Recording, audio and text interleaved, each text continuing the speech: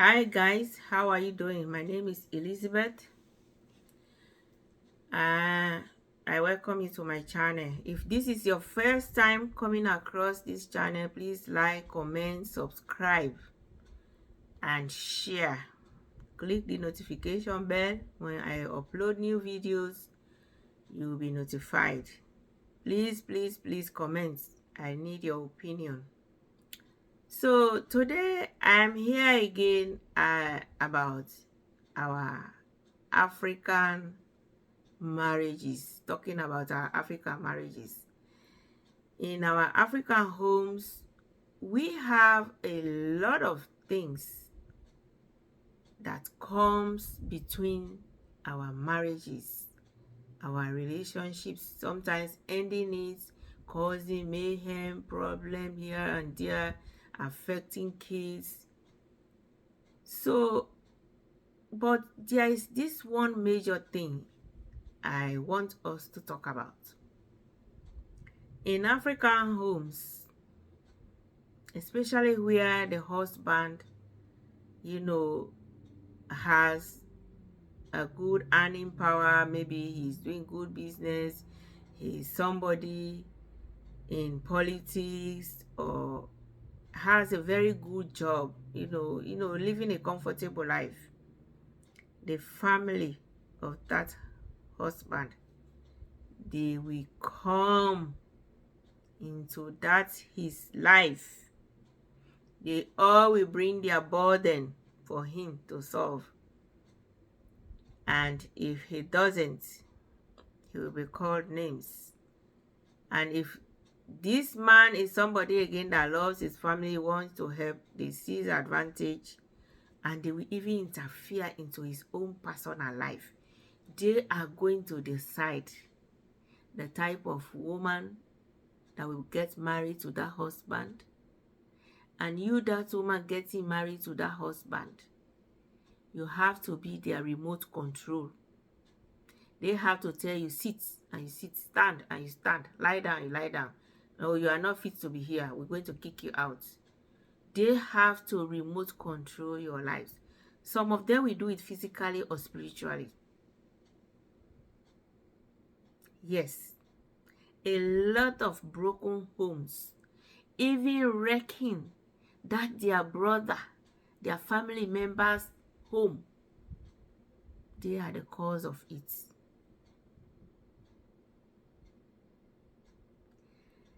I will tell you a little bit about my own personal life. I was a kid when our dad passed away. And my mom got married, within the family line, but it was really an extended family line. So this man, he was the junior of two elder sisters. And these two sisters, they were all married, they are in their homes, but they always come to this man's house to torment his life because he had a very good job.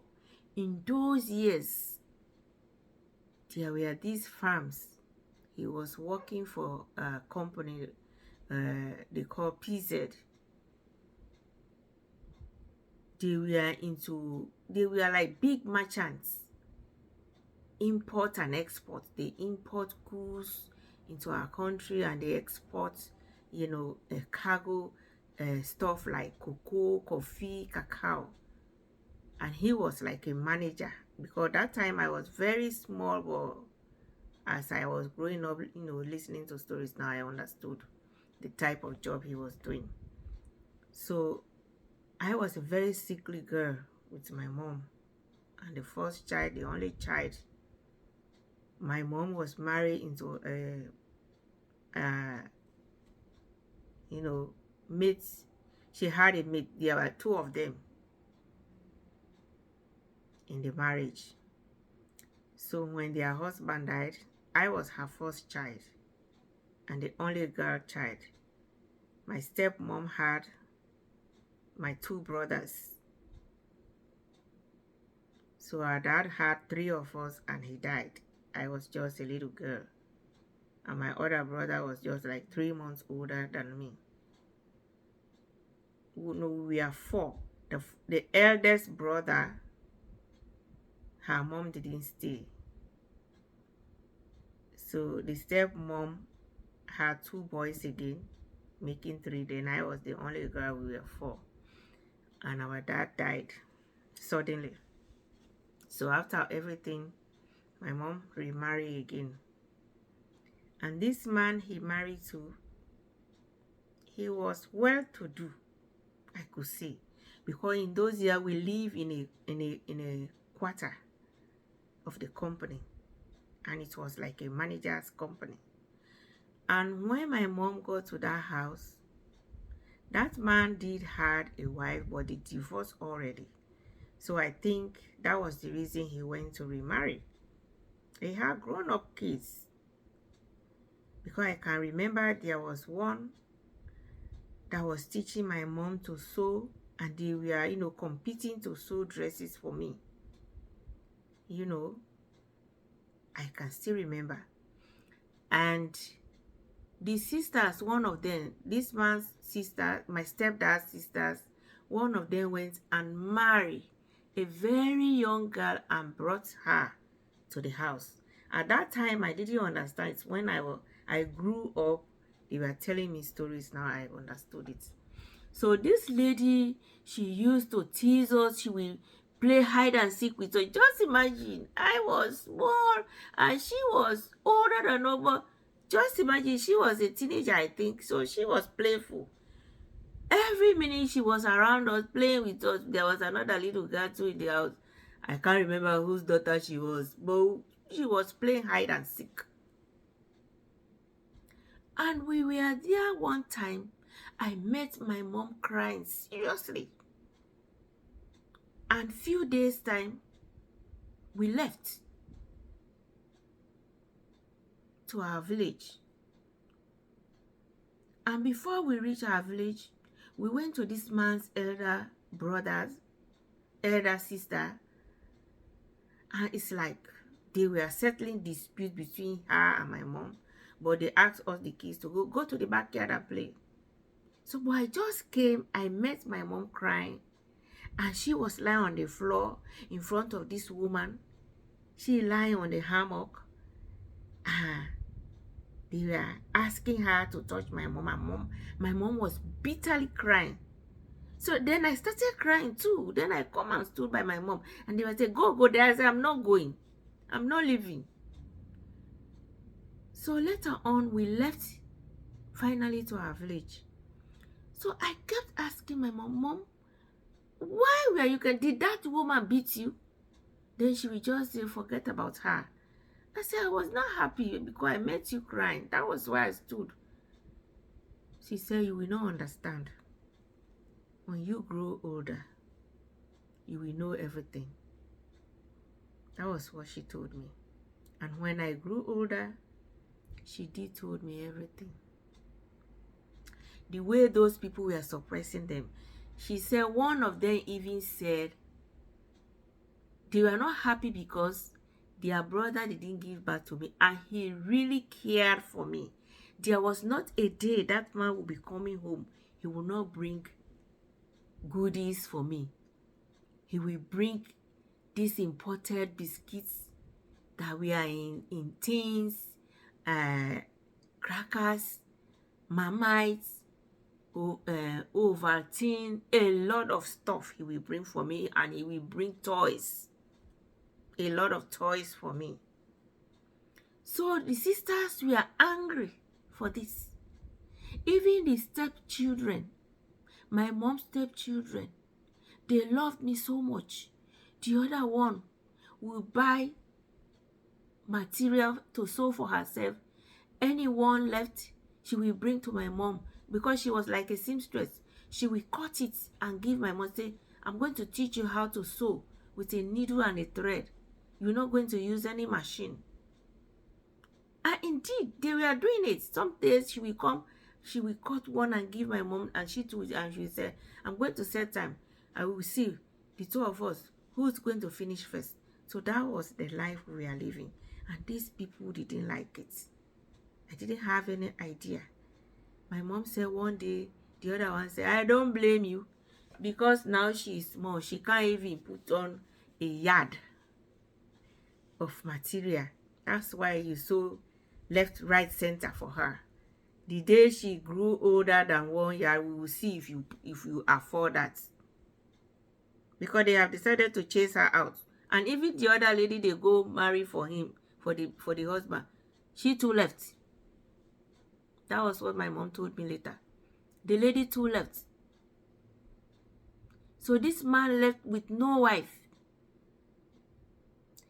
And when I was older now, this man retired, came home to settle down, and he was appointed to be a speaker of the chiefdom. And the wife she came with, she left him too. She had 2 kids left. And then he remarried his younger brother's wife. She too had 2 kids for him. They separated too. He ended up having another young girl. That was the girl that left with this man now until he died. And my mom told me stories that when that man came to that village, he told everybody how dutiful my mom was, how respectful my mom was, but his family couldn't let him be. And my mom was still doing good to him. And one day I came for holidays. I met him. I was so happy. I went to say hi to him. And that man held me and said, oh, this little girl, I loved her. She is so precious. But my family wouldn't let me raise them the way I wanted to. He blessed me and said, I liked you, and I know you knew it. Every time you come to your village, you will come say hi to me. You will come visit me. Your mom is doing well. She will cook and call my wife to go get the food for me. If my wife needs anything, she helps her around. That was what this man was telling me. Even when they went to the city where I was in school, in a boarding school, so we were outside having devotion. I took permission. I saw them. They went for a meeting, a chiefdom meeting. I ran after him. And I said, they said, oh, so you went to this school? I said, yes. I said, we were out there having devotion. Then I saw you and I took permission to come say hi. That was the relationship we built with this man. But because evil people could not allow him, because sometimes they don't do it physically alone, they do it spiritually too. And one time, when I have grown, I have gone to a nursing school, completed, I started work, I took my vacation and I went to this same city where this one of the sisters was. So I was just passing in a neighborhood, visiting a friend. I saw the woman, old. I stood and watched her, but I didn't go close to her. So when I came back, I told my mom the story, and my mom asked, did you go to say hi to her? I said, no. Because of what she told me, I was scared of getting close to her. She said, no, you should have gone close to her and say hi to her and let her see who God has created you to be. Because they said, you will never dress well, because if you grow older, I will not afford to dress you. Then I said, no, I was just scared of her. Because all the stories I heard about them, I knew they were evil. So I didn't want her to see me. And I walked away. So stories like this, similarly, recently, something happened to a blogger. She came and made a short video. Mama Don Davis made a video saying, oh, my husband's brothers beat me to stupor. Beat me and my kids to stupor. And my husband came to rescue us. They beat him too. And I went for their dad's funeral. And God knows how much I did. But that was what they did to me. He said because they didn't like me. They only like me when I take money or I do them good. The minute I don't, he said the minute I knew that, I stopped. And the hatred continued. So why? Because they are grown people. They want their brother to be taking care of them. So when the brother got married to a wife, he's going to focus on his own family. So the minute he doesn't do as much for them again, you become an enemy. And you, that wife, they will say you are the cause. They're going to haunt you. And that was why they were beating the woman and her kids to death. Why are people so wicked? They gave birth to all of you. Maybe they sent all of you to school.